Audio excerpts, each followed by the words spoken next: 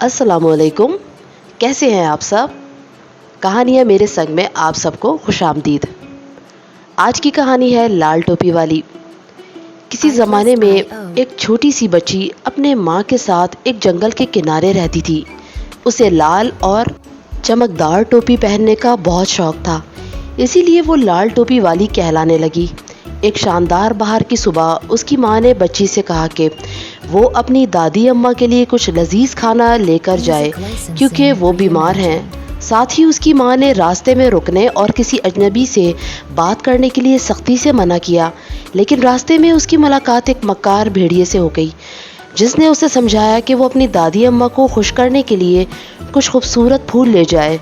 वो बातों बातों में बच्ची से दादी अम्मा के घर का पता मालूम करने में कामयाब हो गया। इधर बच्ची फूल चुनने लगी और उधर भेड़िया वहाँ से चुपके से खिसक गया और बच्ची से पहले उसकी दादी अम्मा की झोपड़ी में पहुँच गया। वहाँ पहुँचकर उसने दरवाज़ा खटखटाया और बच्ची की आवाज़ में दादी अम्मा को पुकारा और झोपड़ी के अंदर दाखिल होते ही दादी अम्मा को एक निवाले में हड़प कर गया। इसके बाद वो दादी अम्मा का रात को सोने वाला लिबास पहनकर अपना दूसरा शिकार छोटी बच्ची के लिए घात लगाकर बिस्तर पर लेट गया। जैसे ही बच्ची ने दरवाज़ा खटखटाया तो भेड़िया दादी अम्मा की आवाज़ में बोला, दरवाज़ा खोलकर अंदर आ जाओ। बच्ची ने वैसा ही किया और वो जूं ही अंदर दाखिल हुई और उसने बड़े कान, बड़ी आंखें और बड़े दांत देखे तो वो गुस्सा में आ गई।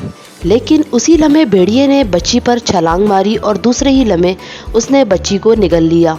ठीक इसी वक्त एक लकड़हारा दादी अम्मा की झोपड़ी के पास से गुजरा और उसने सोचा कि झोपड़ी के अंदर झांक कर देख ले, क्योंकि उसे मालूम था कि दादी अम्मा बीमार हैं। ये क्या, एक मक्कार भेड़िया दादी अम्मा के बिस्तर पर गहरी नींद सो रहा था। वो भेड़िए के फूले हुए बड़े पेट को देखकर समझ गया, लिहाजा उसने अपनी तेज कुल्हाड़ी से भेड़िए के पेट को चीर डाला और दादी अम्मा और बच्ची को सही सलामत निकाल लिया। लकड़हारा भेड़िए को सबक सिखाने के लिए इसे घसीटता हुआ बाहर लाया और कुएं में फेंक दिया। इस तरह लकड़हारे ने भेड़िए को कुएं में फेंककर और लोगों को भी मुसीबत से बचा लिया।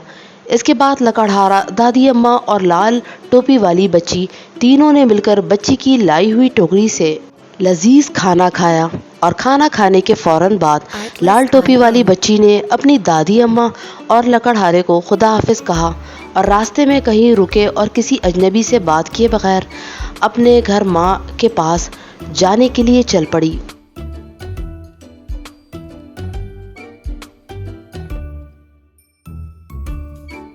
Music